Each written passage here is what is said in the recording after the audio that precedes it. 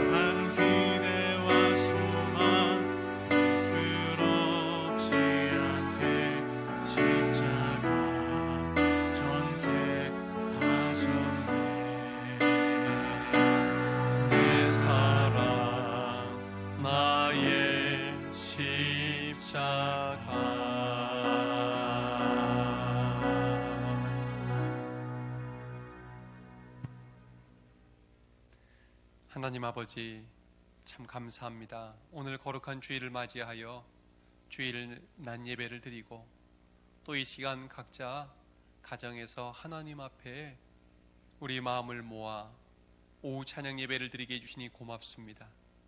우리의 찬양 가운데 임재하여 주시고 우리를 찬양을 통하여 영광받아 주시옵소서. 그리고 사모하는 마음으로 주님의 말씀에 귀를 기울이겠사오니 하나님 말씀하여 주시옵소서. 말씀과 찬양이 우리 한 주간의 삶에 능력이 되게 하여 주시고 위로가 되게 하여 주시고 또 우리의 마음을 치유하여 주시옵소서. 감사합니다. 예수님의 이름으로 기도하옵나이다. 아멘.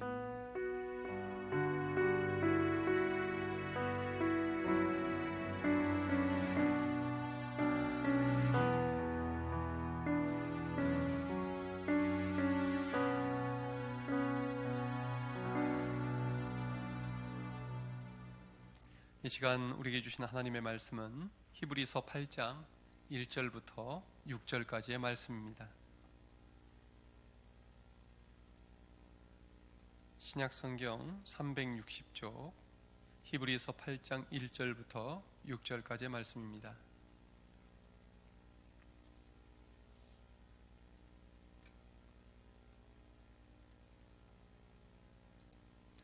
이제 하나님의 말씀을 함께 교독하겠습니다. 제가 먼저 읽겠습니다. 8장 1절 시작. 지금 우리가 하는 말의 요점은 이러한 대제사장이 우리에게 있다는 것이라. 그는 하늘에서 지극히 크신 이의 보좌 우편에 앉으셨으니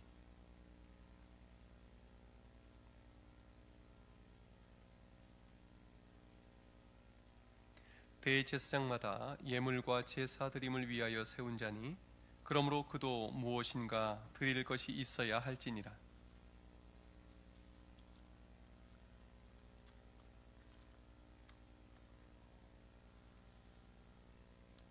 그들이 섬기는 것은 하늘에 있는 것의 모형과 그림자라. 모세가 장막을 지으려 할 때에 지시하심을 얻음과 같으니 이르시되 삼가 모든 것을 산에서 내게 보이던 본을 따라 지으라 하셨느니라.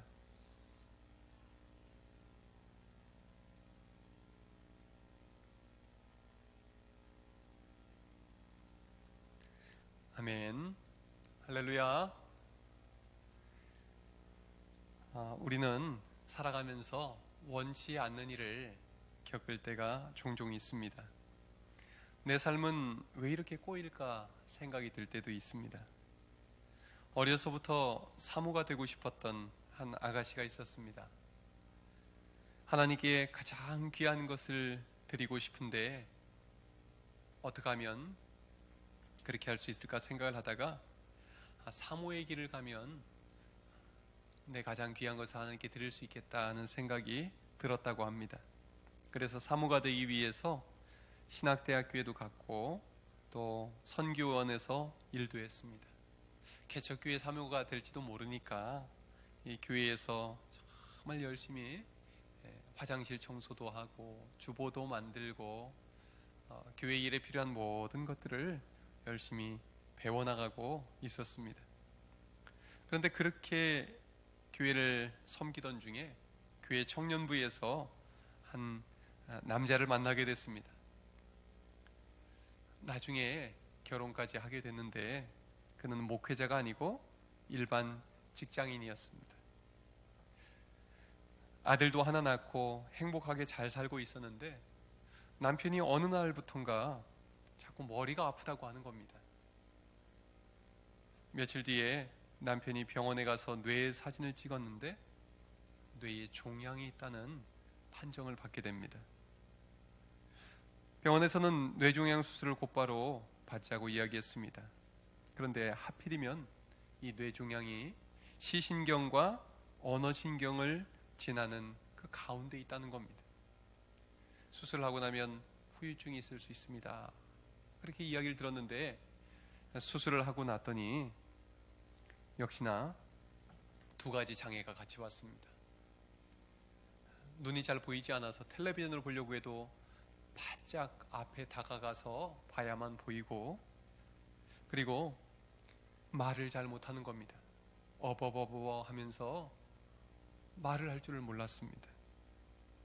게다가 이 수술 후유증으로 미각도 잃어버려서 맛을 느끼지 못했습니다. 그러니까 음식도 거의 먹지를 못했습니다.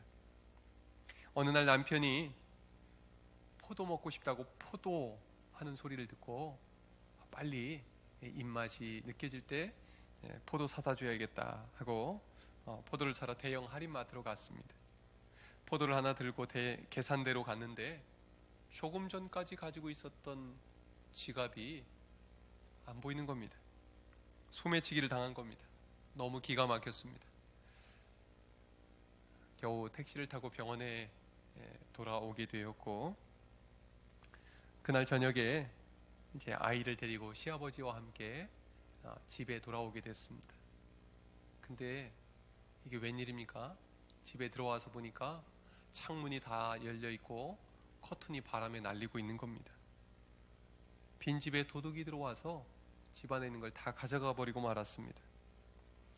너무 놀랐지만 아이를 재워야 됐습니다. 먼저 재우고 나서 생각하니까 너무나 기가 막힌 겁니다. 왜 하나님은 이렇게 나에게 어려운 일을 한 가지도 아니고 동시에 많이 겪게 하시는 걸까?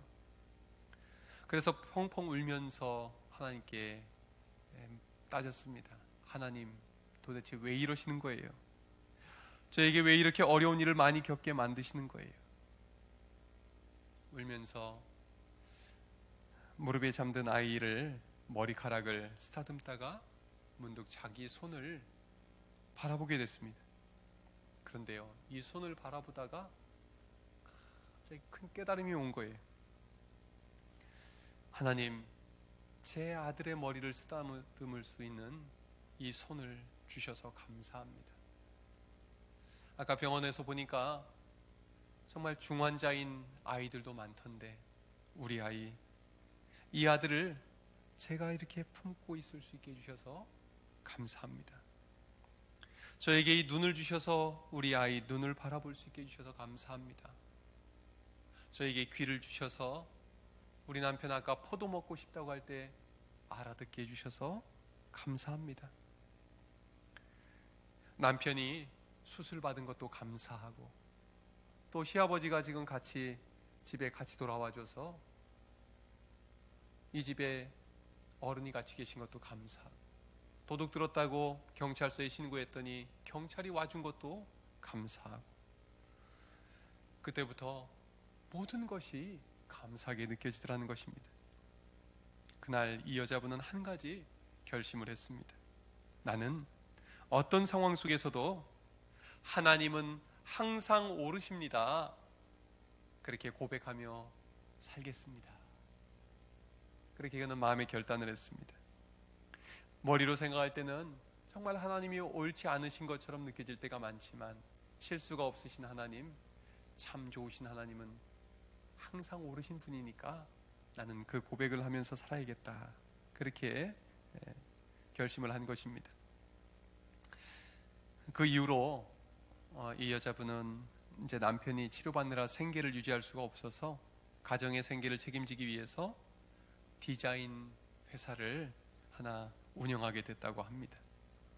그 전에 디자인을 좀 배워둔 것이 있었는데 어떻게 하다 보니까 사업이 됐다는 거예요.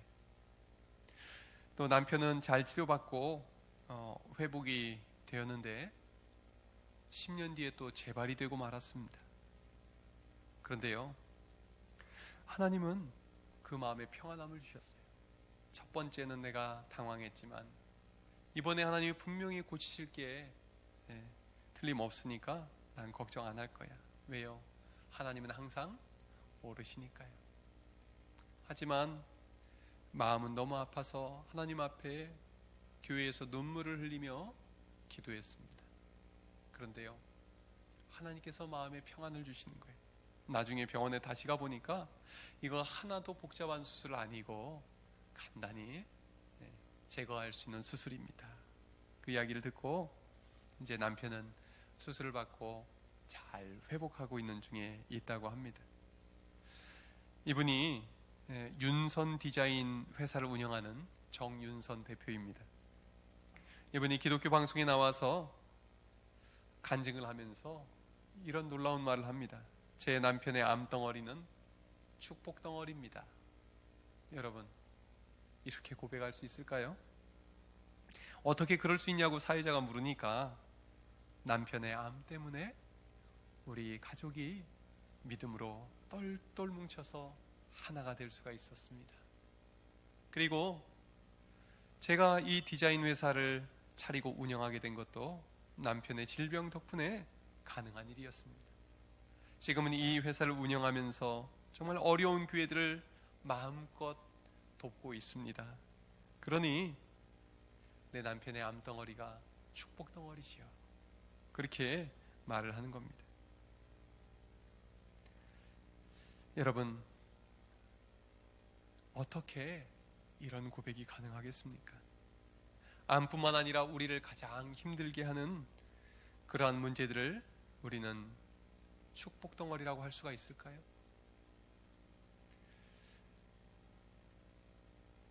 우리 주님은요, 우리가 겪는 모든 고난을, 고통을 복으로 바꿔주실 수 있는 분입니다. 예수님이 우리 위해서 달려 죽으신 십자가는 예수님이 달리시기 전까지는 세상에서 가장 치욕스럽고 잔인하고 부끄러운 사형 도구였습니다. 그러나 주님이 십자가에 달려 죽으신 후에 그 십자가는 구원의 십자가, 생명의 십자가, 또 능력의 십자가, 복된 십자가로 바뀐 것입니다. 예수님이 함께 하시면 모든 것은 놀랍게 변화됩니다. 오늘 본문인 히브리서는 고난 가운데 있는 성도들을 위로하고 격려하기 위해서 보낸 편지입니다. 위로의 핵심이 무엇입니까? 바로 우리 주님이십니다. 12장 2절에 예수님에 대해서 이렇게 말씀합니다. 그는 그 앞에 있는 기쁨을 위하여 십자가를 참으사 부끄러움을 개의치 아니하시더니 하나님 보좌 우편에 앉으셨느니라. 우리 주님은 그 모든 고난과 치욕을 개의치 아니하시고 이겨내신 뒤에 하나님 우편에 앉으셨습니다. 오늘 본문 1, 2절에서 이렇게 말씀합니다. 지금 우리가 하는 말의 요점은 이러한 대제사장이 우리에게 있다는 것이라. 그는 하늘에서 지극히 크신 이의 보좌 우편에 앉으셨으니 성소와 참 장막에서 섬기는 이시라. 이 장막은 주께서 세우신 것이요 사람이 세운 것이 아니니라. 여러분, 우리에게는 대제사장이 계십니다. 그분은 바로 하늘에서 지극히 크신 하나님의 보좌 우편에 앉으신 예수 그리스도이십니다. 예수님은 우리를 위해서 하나님 우편에서 무슨 일을 하고 계실까요? 우리 6절 함께 읽겠습니다. 시작. 그러나 이제 그는 더 아름다운 직분을 얻으셨으니 그는 더 좋은 약속으로 세우신 더 좋은 언약의 중보자시라. 예수님은 하나님 아버지 우편에서 우리를 위해 중보하고 계십니다. 로마서 8장 34절에서는 이렇게 말씀합니다. 죽으실 뿐 아니라 다시 살아나시는 그리스도 예수시니 그는 하나님 우편에 계신 자요 우리를 위하여 간구하시는 자시니라. 예수님은 우리에게 더 좋은 언약의 중보자가 되어 주십니다. 그래서 우리는 예수 그리스도의 이름으로 무엇이든지 하나님 아버지께 구하면 응답해 주십니다. 여러분, 더 좋은 선물을 주시기 위해서 우리 주님이 아버지 우편에서 간구하고 계심을 기억하시기 바랍니다.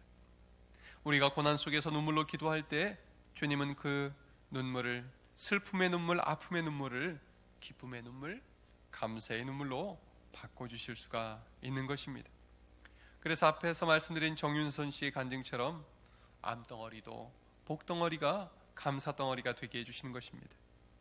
우리는 앞에서 십자가의 전달자라는 찬송을 불렀는데 그 곡을 쓰신 분이 민호기 목사님입니다. 민호기 목사님은 지금까지 하나님을 찬양하는 일을 자신의 사명으로 알고 은혜로운 찬양을 많이 짓고 또 찬양 인도를 하며 살아온 분입니다. 그런데 이분이 생활 형편은 그렇게 좋지 않았다고 합니다. 그런데 약 3년 전에 큰맘 먹고 일본 오사카로 가족여행을 떠나게 됐습니다. 어렵게 결정을 내린 만큼 큰 기대를 가지고 가는데요, 오사카에 도착해서 이 목사님은 갑자기 허리에 통증을 느끼기 시작합니다. 급기야는 조금만 걷거나 서 있어도 다리가 저리고 아파서 여행을 제대로 하지 못하고 돌아와야 했습니다. 여행을 망친 것이죠. 그런데 한국에 돌아와서 병원에 가보니까 선천성 척추 분리증이라는 진단을 받게 됐습니다. 그는 치료를 받으면서 약 1년 뒤에 새로운 찬양 한 곡을 발표합니다. 그 찬양이 바로 원하고 바라고 기도합니다 라는 곡입니다. 그 가사가 이렇습니다.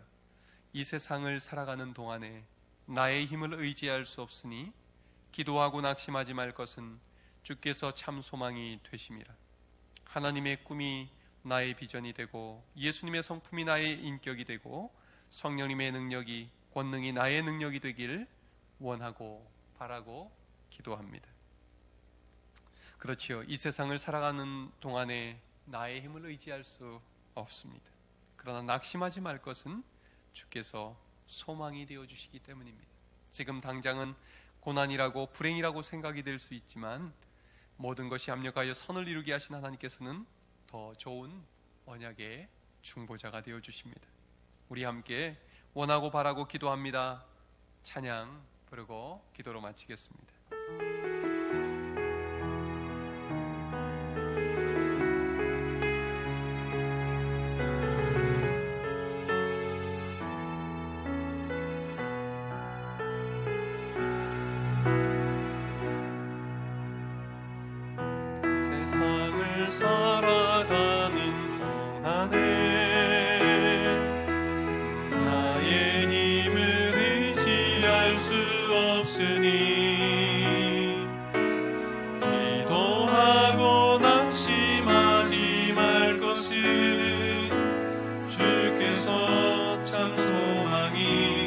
되심이라.